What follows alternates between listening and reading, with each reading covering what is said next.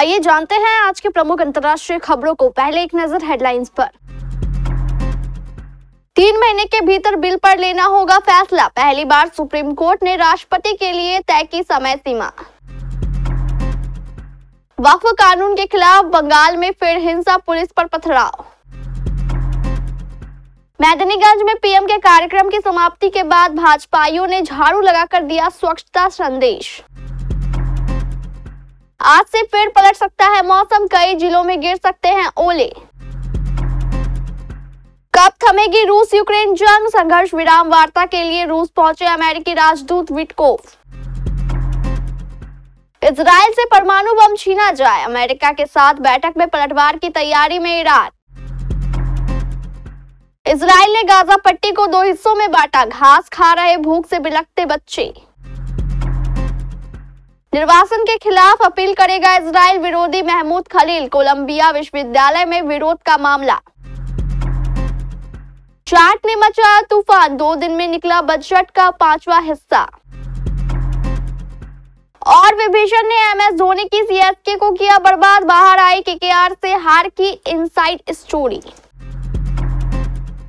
Supreme court का राज्यपाल के मामले में फैसला शुक्रवार को ऑनलाइन अपलोड हो गया। इस फैसले में पहली बार सुप्रीम कोर्ट ने निर्धारित किया है कि राष्ट्रपति को राज्यपाल की तरफ से उनके विचार के लिए आरक्षित विधेयकों पर संदर्भ प्राप्त होने की तिथि से 3 महीने पहले की अवधि के भीतर निर्णय लेना चाहिए। शीर्ष अदालत की तरफ से तमिलनाडु के राज्यपाल RN रवि की तरफ से राष्ट्रपति के विचार के लिए रोके गए और आरक्षित किए गए 10 विधेयकों को मंजूरी देने और राज्य विधानसभाओं द्वारा पारित विधेयकों पर कार्रवाई करने के लिए सभी राज्यपालों के लिए समय सीमा निर्धारित की गई थी।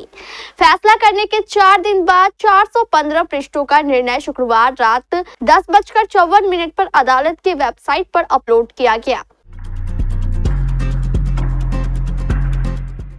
पश्चिम बंगाल के मुर्शिदाबाद में शुक्रवार 11 अप्रैल को वक्फ कानून के खिलाफ प्रदर्शन हिंसा में बदल गया। इस दौरान प्रदर्शनकारियों ने पुलिसकर्मियों पर पथराव किया और कई वाहनों में आग भी लगा दी। उन्होंने सड़क रेल यातायात को भी बाधित कर दिया। भीड़ को कंट्रोल करने के दौरान करीब 10 पुलिसकर्मियों के घायल होने की सूचना है। हालांकि पुलिस का कहना है कि अब स्थिति काबू में कर लिया गया है। बंगाल पुलिस ने एक्स पर बताया कि सूती और शमशेरगंज इलाकों में हालात सामान्य है। पुलिस ने भीड़ को तितर-बितर कर दिया और नेशनल हाईवे पर यातायात बहाल हो गया। पुलिस ने कहा कि हिंसा करने वालों के खिलाफ सख्त कार्रवाई की जाएगी। मिर्जा मुराद क्षेत्र के मेदिनीगंज में प्रधानमंत्री जी के जनसभा स्थल पर कार्यक्रम समाप्ति के बाद शनिवार को विधान परिषद सदस्य व भाजपा जिला अध्यक्ष हंसराज विश्वकर्मा जी के नेतृत्व में स्वच्छता अभियान चलाया गया। इस दौरान पदाधिकारियों के साथ कार्यकर्ताओं ने झाड़ू लगाई और स्वच्छता का संदेश दिया, जिसमें पूर्व विधायक सुरेंद्र नारायण सिंह, जिला महामंत्री प्रवीण सिंह गौतम, सुशील सिंह तोयब, प्रहलाद गुप्ता, विधानसभा सेवापुरी के चारों मंडल अध्यक्ष रमेश सिंह पटेल, सुजीत पाल, अभिषेक दुबे व विवेक सिंह सहित देवेंद्र शेठ, अरविंद पटेल, सुरेंद्र बिंद, गोविंद गुप्ता व डॉक्टर वंशराज पटेल आदि लोगों ने स्वच्छता अभियान में भाग लिया। बिहार के साथ उत्तर प्रदेश में भी बारिश का कहर है। 48 घंटे में मौसम का मिजाज बिगड़ने वाला है। मौसम विभाग का कहना है कि शुक्रवार से लेकर शनिवार के बीच प्रदेश के इलाकों में रुक-रुक कर बारिश का दौर जारी रहेगा। वहीं प्रदेश के पूर्वी और पश्चिमी दोनों हिस्सों में लगभग 50 जिलों में गरज चमक के साथ बूंदाबांदी और तेज हवा के झोंकों संग ओलावृष्टि का ऑरेंज अलर्ट जारी किया गया है। आंचलिक मौसम विज्ञान केंद्र लखनऊ के वरिष्ठ वैज्ञानिक अतुल कुमार सिंह ने बताया कि एक और सक्रिय हुए पश्चिमी विक्षोभ के असर से मौसम में फिर से परिवर्तन आएगा। बारिश के दौरान चलने वाली झोंकेदार हवाओं की गति 40 से 60 किलोमीटर प्रति घंटा तक हो सकती है।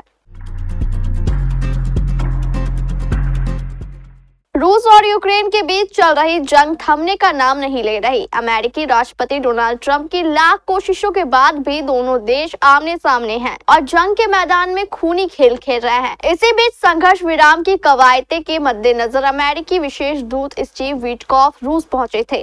व्हाइट हाउस की प्रेस सचिव कैरोलिन लेविट ने बताया कि यूक्रेन जंग के लिए युद्ध विराम समझौते की दिशा में चल रहे प्रयासों के तहत क्रेमलिन और रूसी राष्ट्रपति व्लादिमीर पुतिन के साथ साथ सीधी बातचीत करने के लिए अमेरिकी विशेष दूत स्टीव विटकॉफ वर्तमान में रूस में हैं।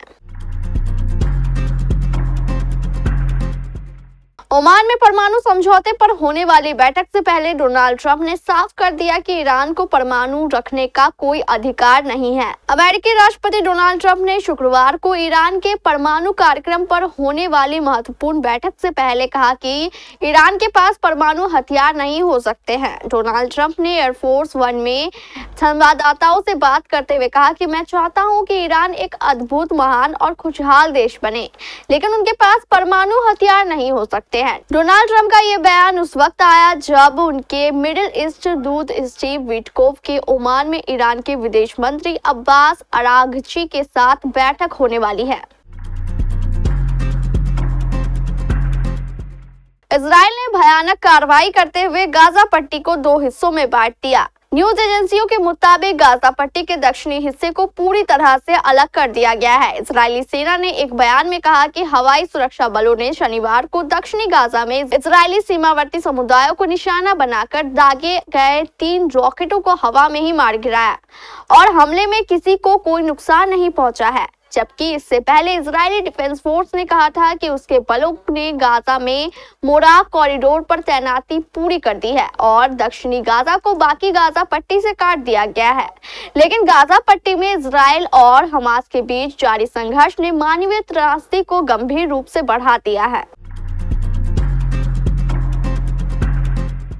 बीते साल कोलंबिया विश्वविद्यालय में इजराइल विरोधी और फिलिस्तीन समर्थक विरोध प्रदर्शनों का नेतृत्व करने वाले महमूद खलीद को निर्वासित करने का आदेश दिया गया है। अब महमूद खलीद के वकील ने कहा है कि वे इस आदेश को चुनौती देंगे। संघीय अप्रवासन एजेंट्स ने बीते महीने महमूद खलील को हिरासत में लिया था। उल्लेखनीय ये है कि महमूद खलील अमेरिका का नागरिक है और उसकी पत्नी जो गर्भवती है वो भी अमेरिकी नागरिक है। हिरासत में लिए जाने के बाद महमूद खलील को कोलंबिया से हजारों मील दूर ल्यूसियाना के जेना में स्थित हिरासत केंद्र में रखा गया है। सनी देओल जाट के साथ एक बार फिर पर्दे पर लौट आए हैं। उनकी ये एक्शन थ्रिलर फिल्म 10 अप्रैल को सिनेमा घरों में रिलीज हो गई। वर्किंग डे पर रिलीज होने के बावजूद फिल्म ने बॉक्स ऑफिस पर अच्छी ओपनिंग कर ली। न सिर्फ भारत में बल्कि दुनिया भर में जाट दर्शकों का दिल जीत रही है और अच्छी कमाई भी कर रही है। जाट ने महज 2 दिनों में दुनिया भर में 20 करोड़ क्लब में एंट्री ले ली। सेक्निल की रिपोर्ट के मुताबिक जाट ने पहले दिन बॉक्स ऑफिस पर 13.25 करोड़ रुपए की शानदार की थी। दूसरे दिन फिल्म ने 9.25 करोड़ रुपए का कारोबार किया। इसी के साथ सनी देओल की फिल्म के 2 दिनों का कुल कलेक्शन 22.50 करोड़ रुपए हो गया है। महेंद्र सिंह धोनी चेन्नई में खेल रहे हैं और चेन्नई सुपर किंग्स को कोई हरा दे, ये अपने आप में हैरानी वाली बात है। हालांकि ऋतुराज गायकवाड़ की कप्तानी में मिली लगातार 4 हार के बाद MS धोनी की IPL 2025 में कप्तान के तौर पर वापसी हुई, लेकिन रिजल्ट नहीं बदला। उनकी टीम को कोलकाता नाइट राइडर्स ने बुरी तरह से रौंद दिया। महेंद्र सिंह धोनी ने मैच के बाद बल्लेबाजी पर निशाना जाहिर किया, लेकिन बात सिर्फ इतनी नहीं है। KKR के विकेटकीपर क्विंटन डी कॉक ने अंदर की बात बताई है। उन्होंने बताया कि किस तरह धोनी अपनी पिच को पढ़ने में नाकाम रहे, जबकि KKR के कप्तान अजिंक्य रहाणे और टीम में शामिल स्पिन ऑलराउंडर मोइन खान ने बाजी पलट दी।